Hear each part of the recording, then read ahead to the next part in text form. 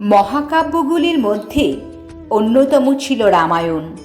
এই মহাকাব্যে ভগবান রামের গল্পকে ঘিরেই আবর্তিত হয়েছে, যাকে ভগবান বিষ্ণু সপ্তম অবতার বলা হয়। ঋষি বাল্মীকি দ্বারা রচিত রামায়ণকে আদিকাব্য হিসেবে উল্লেখ করা হয়েছে। রামায়ণের আদর্শ চরিত্রগুলোর মধ্যে সবচেয়ে বেশি পরিচিত যারা ভক্তির প্রতীক ছিল এবং আজও পর্যন্ত পূজিত হয়, যেমন আদর্শ পুত্র ভগবান রাম, আদর্শ স্ত্রী দেবী সীতা, আদর্শ ভাই লক্ষ্মণ ও রামের অন্যান্য ভাই, আদর্শ ভক্ত ভগবান হনুমান ইত্যাদি।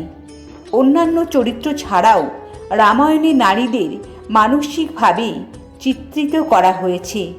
শক্তিশালী মানুষ যারা তাদের সমাজ এবং সংস্কৃতি দ্বারা একা ছেড়ে যায়নি, তাদের হয় সৌন্দর্যের জন্য দোষারোপ করা হয়েছিল, অপহরণ করার জন্য দোষী করা হয়েছিল, তাদের অনুভূতি প্রকাশ করার জন্য দায়ী করা হয়েছিল। যাই হোক, কিছু মহিলা তাদের মনোবল বজায় রেখেছিলেন এবং কখন তাদের ভক্তি হৃদয় থেকে বিচ্ছিন্ন না হয় তার উত্থান পতনের মধ্য দিয়ে যান, যা তাদের সম্মান অর্জনে সহায়তা করেছিল।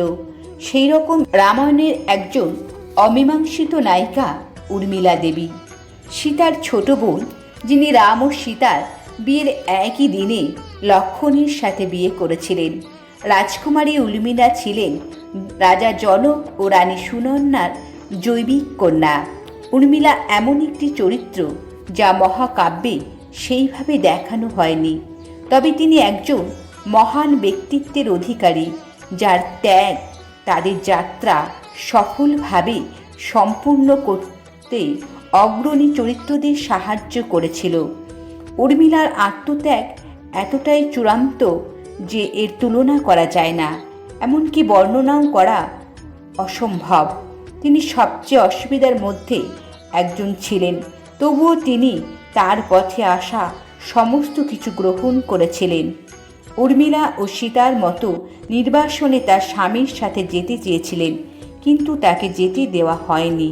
তাকে তার স্বামী অযোধ্যার মানুষের যত্ন নিতে বলেছিলেন। তার প্রথম আত্মত্যাগ ছিল তার প্রিয় স্বামীকে তার দায়িত্ব পালনে সাহায্য করার জন্য 14 বছরের জন্য চলে যেতে দেওয়া। তার অন্যতম প্রধান আত্মত্যাগ ছিল 14 বছর ধরে তার স্বামীর ঘুম ভাগ করে নেওয়া। রাম ও সীতাকে রক্ষা করার সময় লক্ষ্মণ ঘুমাতে অস্বীকার করেছিল এবং নিদারী দেবীকে 14 বছর না আসার জন্য অনুরোধ করেছিল, এবং সেই কারণেই উর্মিলা ও তার স্বামীর ঘুম ভাগ করে নিতে হয়েছিল। তার স্বামী অযোধ্যায় ফিরে না আসা পর্যন্ত তিনি 14 বছর ঘুমিয়েছিলেন। উর্মিলার কারণেই লক্ষ্মণ মেঘনাদকে বধ করতে পেরেছিলেন। মেঘনাদের একটি বর ছিল যে তাকে কেবল সেই ব্যক্তি হত্যা করতে পারে যে ঘুমকে পরাজিত করেছিল, এবং লক্ষ্মণই ঘুমকে জয় করেছিলেন কারণ তার ঘুম তার স্ত্রী ভাগ করে নিয়েছিল। রামায়ণে উর্মিলা ছিলেন এমন একজন নীরব যোদ্ধা, যিনি কেন্দ্রীয় চরিত্রদের তাদের যুদ্ধে জয়ী করতে সাহায্য করেছিলেন। তিনি আমাদের প্রকৃত ত্যাগ, ভক্তি, উৎসর্গ এবং প্রেম সম্পর্কে সঠিক শিক্ষাদানের রাস্তা দেখিয়েছিলেন। সেই দিক থেকে বিচার করলে দেবী উর্মিলাকে রামায়ণে সেইভাবেই উল্লেখ করা হয়নি, বরং বেশিরভাগ সময়ই তাকে লোকচক্ষুর আড়ালেই রাখা হয়েছে। তাই বলা হয়, রামায়ণের নারীদের মধ্যে দেবী উর্মিলাকে যেভাবে উপেক্ষা করা হয়েছে তাতে কোনো সন্দেহ নেই। নমস্কার।